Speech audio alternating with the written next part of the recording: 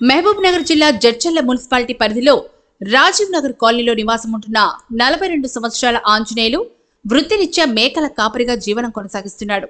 ఆంజనేయులకు భార్య భాగ్యలక్ష్మి, ముగ్గురు కూతుర్లు, కుమారుడు ఉన్నారు.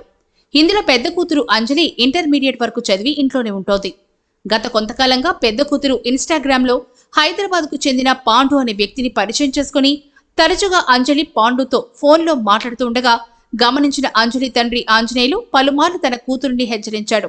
దీంతో భార్య భాగ్యలక్ష్మి కూతురికి సపోర్ట్ ఇవ్వడంతో ఆంజనేయులు భార్యను కూడా దుర్భాషలాడుతూ కొట్టేవాడని, కూతురుతో అసభ్యంగా ప్రవర్తిస్తుండేవాడని, దీంతో కూతురు ప్రేమ పెళ్లికి తన భర్త ఆంజనేయులు అడ్డొస్తాడని పసిగట్టిన భార్య భాగ్యలక్ష్మి తన భర్తను ఎలాగైనా అంతమొందించి అడ్డు తొలగించుకోవాలని నిర్ణయించుకుంది భార్య భాగ్యలక్ష్మి.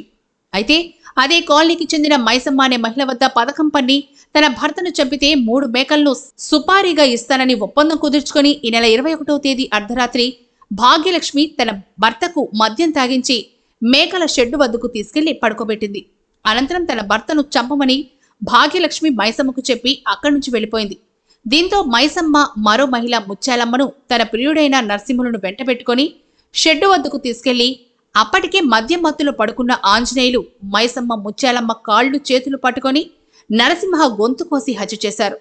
అనంతరం రక్తంతో తడిసిన బట్టలను పట్టణంలోని కోసగుట్ట వద్ద వదిలేసి నరసింహ అక్కడి నుండి పరారయ్యాడు. మరుసటి రోజు 22వ తేదీ తెల్లవారుజామున తన భర్త హత్యకు గురయ్యాడని తెలిసి కుటుంబీకులు ఒక్కసారిగా కన్నీటి పర్యంతమయ్యారు. దీంతో విషయం తెలుసుకున్న జడ్చర్ల పోలీసులు ఘటనా స్థలానికి చేరుకొని క్లోజ్ టీం సహాయంతో ఆధారాలు సేకరించారు.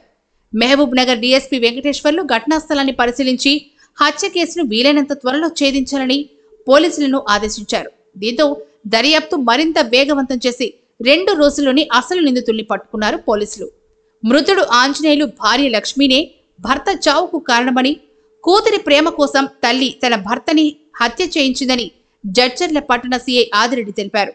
నిందితురాలు భాగ్యలక్ష్మితో పాటు హత్యకు పాల్పడ్డ మైసమ్మ, నరసింహ, ముత్యాలమ్మలను అదుపులోకి తీసుకుని వారిని రిమాండ్కు తరలించినట్లు సీఐ తెలిపారు.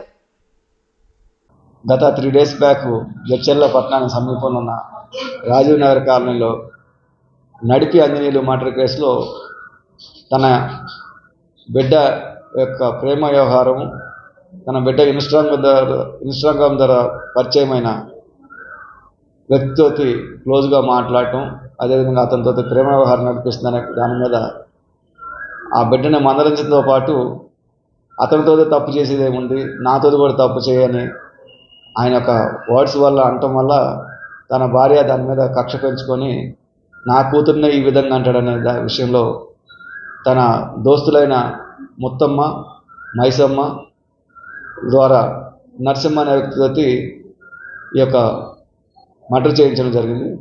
దీనిలో భాగంగా సుపారీగా 3 మేకల పిల్లలు ఇస్తారనే విషయాన్ని వాళ్ళకి తెలియజెప్పినారు.